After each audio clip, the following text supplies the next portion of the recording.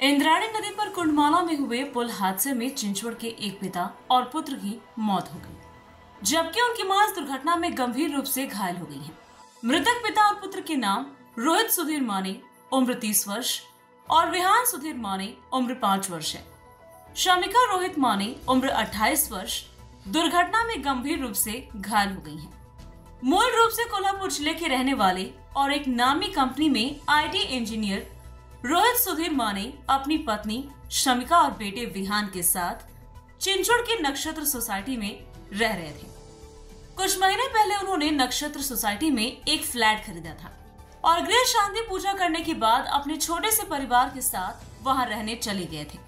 हालांकि कल छुट्टी होने के कारण रोहित अपनी पत्नी शमिका और बेटे विहान के साथ वर्षा विहार घूमने के लिए कुंडमाला गए थे।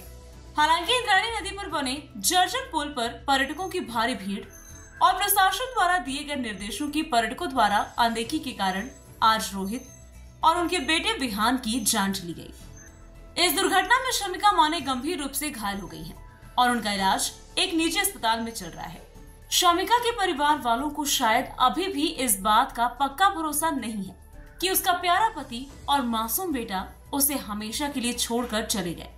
बहरहाल इस दुर्भाग्यपूर्ण घटना से चिंचवड़ इलाके में मातम पसर गया है। खरंच आमच्या परिसरावर फार मोठी शोककळा पसरली आणि विशेषतः माझा तसं म्हणायला गेलं तर त्या नात्यानं रोहित माने माझा जावई नात्यानंच लागते। जे त्याचे सासरे जे संजय कदम हे माझे लहानपणापासूनचे मित्र आहेत। आम्ही बरोबर लहानाचे मोठे झालेलो आहे। अतिशय प्रतिकूल परिस्थितीतून वाटचाल केलेलं हे कुटुंब अतिशय गुण्यागोविंदाने अतिशय चांगल्या शमिकाचं चांगलं लग्न झालं। रोहितसुद्धा अतिशय चांगला मुलगा।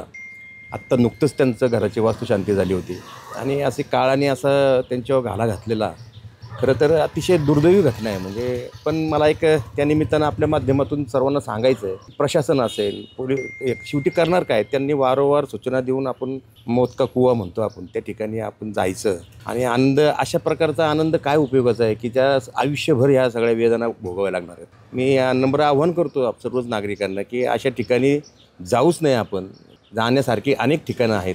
अशा पद्धतीने आपल्याला मी आव्हान करतो। खरं तर हे कधी न भरून येणारं नुकसान आहे। आपल्या 2 शब्दातनं श्रद्धांजली वाहून हे भरून येणारं नुकसान नाही आहे आणि मी त्या कुटुंबाला माझ्या लहानपणापासून ओळखत असल्या कारणानं कशा पद्धतीने त्यांची वाटचाल झाली हे मी डोळ्यांनी पाहिलेलं आहे। आता नुकतंच आयुष्य सुरुवात आणि लगेच अंत। अजून त्या शमिकाला माहीत पण नाही की त्याचे पती गेलेत म्हणून। तिचं पायाचं हाड मोडलेलं आहे, खुबा मोडलेला आहे।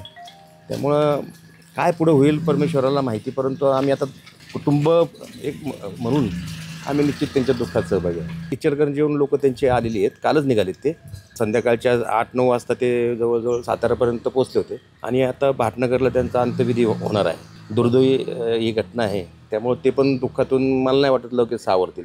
म्हणजे इथं मोजून 5 घरं होती, त्यातलं हे त्यांचं एक घर आहे। अशा परिस्थितीतून त्यांनी वाटचाल त्यांनी डोळ्यांनी पाहिले। आमचे पहिले आमच्या चाळीत राहत होते पहिले पूर्वी त्यांचे आईवडील, नंतर दुबईला ते नोकरीला गेले। नंतर दुबईला नोकरीला गेले का असल्यानं दोन्ही मुलं इथं घरात एकटेच असायची, त्यावेळेस आम्ही त्यांच्याबरोबर राहायचो।